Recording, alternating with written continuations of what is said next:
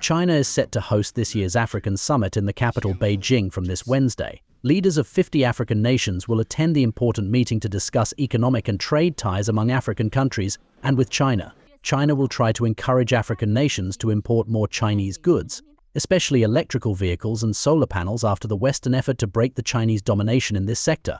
China has been consistent in its effort to increase its relations with African nations by offering them loans and executing infrastructural diplomacy. The African summit is taking place in a time when there is competition between the USA and China to dominate in Africa. African nations expect new commitments and execution of the old ones from the summit in Beijing. Tang Xiaoyang, a professor at the Tsinghua University, described the nature of Chinese diplomacy, highlighting the need for a new approach. China-Africa is now more like you go beyond the geographic limit, but actually be a part of this South-South cooperation.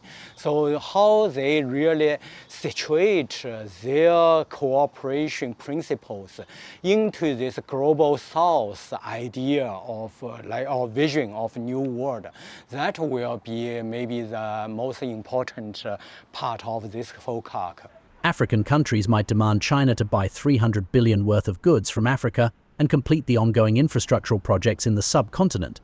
China is walking a new way of diplomatic path by opting for the exchange of technology rather than investing in new infrastructural investment. Bureau Report, NewsX.